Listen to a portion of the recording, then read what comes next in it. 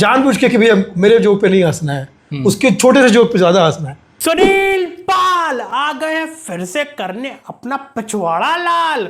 Limelight नहीं मिल रही थी तो कर रहे थे हर जगह बवाल।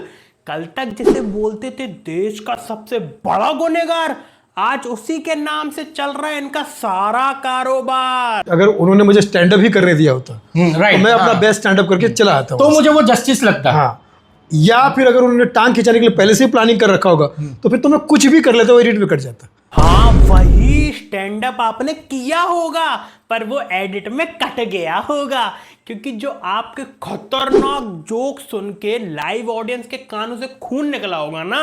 बंद करो, हाथ जोड़ के मैं मोदी साहब से गुजारिश करता हूँ। उसको देख के कपिल ने बोला होगा कि भैया लाइव ऑडियंस तो ठीक है, पर अगर टीवी वाली ऑडियंस ने सुन लिए ये जोक, वो तो अपनी टीवी फोड़ देगी, नेटफ्लिक्स को तो ब्लॉक ही कर देगी, मुझे तो परमानेंट हटा देगी।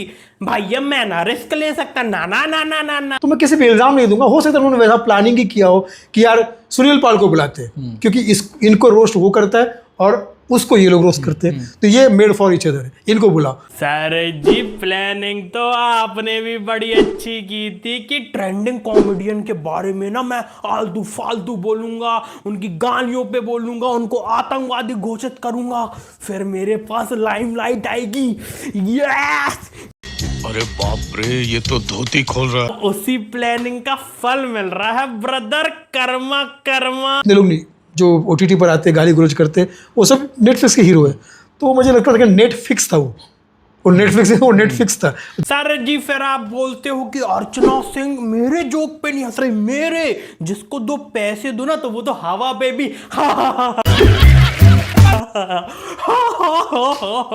हंस दे, और वो मेरे जोक पे नहीं हंस रही। तो समझ जाना चाहिए ना कि आप जो कॉमेडी कर रहे हो ना उसमें कॉमेडी का सी तक नहीं हो पा रहा है। नहीं नेटफ्लिक्स नहीं नेटफ्लिक्स था, नहीं इसमें क्या चाह रहे हो कि ऑडियंस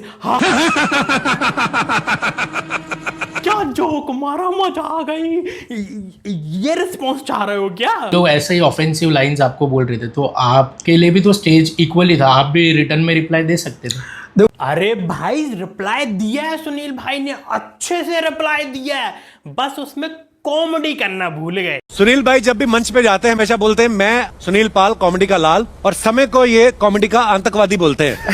ऐसा कौन सा आपने इनको मुंह से ग्रेनेड फेंकते हुए देख लिया? कुछ विचार आप पेश करें। क्या बताए कपिल भाई, ऐसा समय भी देखना पड़ रहा है। देखा देखा देखा देखा ना, मैंने बोला था ये कॉमेडी करना भूल गए हैं, क्योंकि इनके अंदर से ना कॉमेडी अब एक्सपायर हो गई है। इतना प्यार से किया, मतलब इनको में से इतनी दिक्कतें हैं कि मैं क्या मुंह से ग्रेनेड मारता हूँ, मैं मेले में परफॉर्म नहीं करता हूँ, मैं उल्टी सीधी बातें करता हूँ, मुझे आपसे कोई दिक्कत नहीं सर, बस एक ही है, आप ब्रश क्यों नहीं करते हो यार?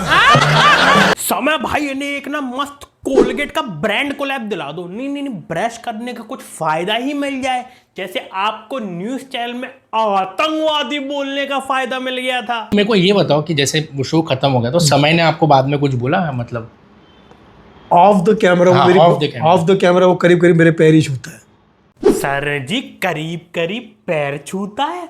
नहीं मतलब वो जो जमीन में जो नीचे पैर होते हैं वही छू रहा है, या जो कमर के नीचे है उसको पैर समझ के छू रहा है? कुछ लोगों को भी धीरे धीरे जानने लगा हूँ, मैं यही कहूँगा भाई उनके गालियों से मुझे परहेज है, बाकी तो ठीक ठाक ही लोग हैं, ऐसे कोई बुरे लोग नहीं है। सर कहते हैं, एक टाइम को आपको आतंकवादी लगे और अभी नहीं, मैं पर्सनली जानते नहीं था उनको, मतलब पर्सनली मिलता हूँ तो, लेकिन गाली गलौज से मुझे आज भी आपत्ति है। बाकी वो ठीक ठाक लोग हैं, नहीं जब मिले नहीं थे तो उनको आतंकवादी क्यों घोषित कर दिया था? नहीं मतलब लाइमलाइट के लिए आप किसी को भी कुछ भी बोल दोगे क्या? नहीं तो फिर समय की गालियों और आपकी ये फालतू टिप्पणियों में ना ज्यादा फर्क नहीं है, दोनों एक ही थाली के चट्टे बट्टे हो।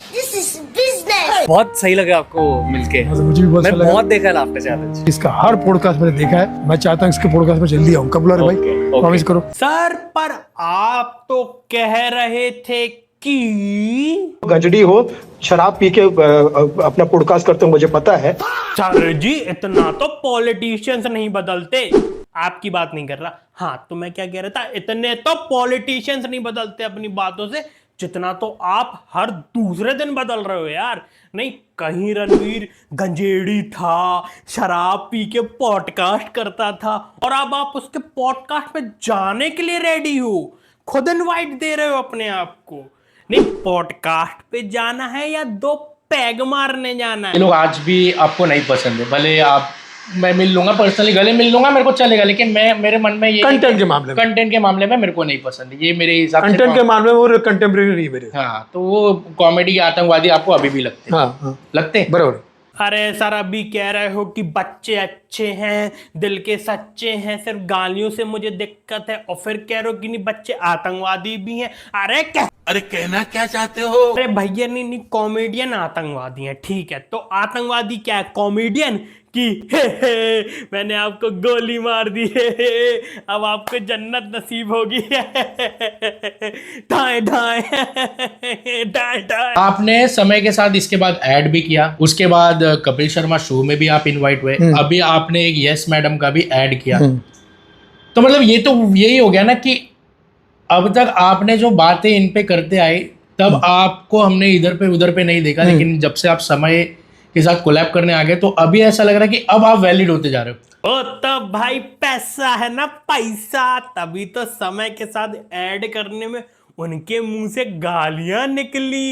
इतने मीठे मुंह से कड़वी कड़वी गालियां निकालना सिर्फ पैसा का ही तो खेल है रे बाबा।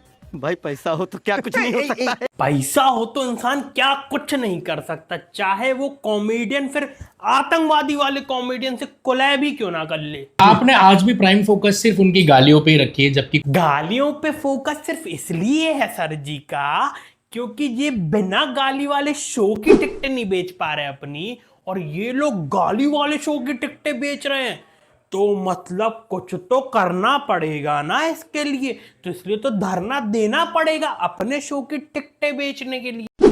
बात तो सही है कि गाली देना गलत बात होती है, इनका शो वाहियात है, आप हमारे शो में आओ जिसमें गाली free plus comedy free show मिलेगा आपको, और सिर्फ हमारे शो में आपको हंसी के अलावा सब कुछ आएगा, गुस्सा, फ्रस्ट्रेशन, गालियां सब आएगा, सिर्फ हंसी नहीं आएगी। उनका एक जोक सुना दे मुझे। अभी ऐसे सडन ऐसा कोई जोक नहीं हो नहीं तो 10 मिनट ले ले, नहीं, एंड में सुना देना मुझे। हाँ, मैं उनका कोई ऐसा जोक सुना देना, जोक सुना ना, मगर मेरे माँ ने रोटी बनाई, मेरे बहन ने कपड़ा सिल के दे दिया, मेरे अब्बा घर के नहीं, वो जोक नहीं था, मतलब जो उनकी रियलिटी थी उसको आपने जोक समझ लिया। माइक उनकी जो रियलिटी थी, जो रियलिटी का भाई वो सर जी उसे स्टोरी टेलिंग कहते हैं, स्टोरी टेलिंग, जिसमें सिर्फ आपके लाल पाल वाले जोक नहीं चलते, एक पूरी जर्नी को फील कराया जाता है। जर्नी बताए उसको आप जर्नी बताने के लिए और जो जोक था उसमें आप जर्नी बताने के लिए पॉडकास्ट होते हैं मेरी जान, जर्नी बताने के लिए नहीं, तो वो अपना शेयर करें। और सर जी, आपको ये कौन अफवाह फैला रहा है कि अपनी जर्नी बताने के लिए ना आपको तो पॉडकास्ट करना पड़ेगा? अरे भैया, लोग अपनी जर्नी बताने के लिए फिल्में बना रहे हैं, तो एक स्टैंड अप कॉमेडी बनाना तो छोटी चीज है ना यार। पब्लिक जहाँ बैठी हुई है हमारे शो में, अगर हम सीरियस बातें करें तो 2 मिनट में हुट हो जाएंगे, सच्ची बताऊं मुझे। यहाँ सोचो, तुम्हारे पालघर में मैं प्रोग्राम करने आऊँ, 2 मिनट में हुट हो जाऊंगा अगर मैं सीरियस बात करूंगा तो। मतलब 2 मिनट में वो लोग उठ के जाएंगे। बताओ उस लौंडे में कितना टैलेंट है कि उसकी सीरियस बात पे भी ऑडियंस उठ के नहीं गई, और आपकी तो कॉमेडी बातों पे भी ऑडियंस उठ के चली जाती है।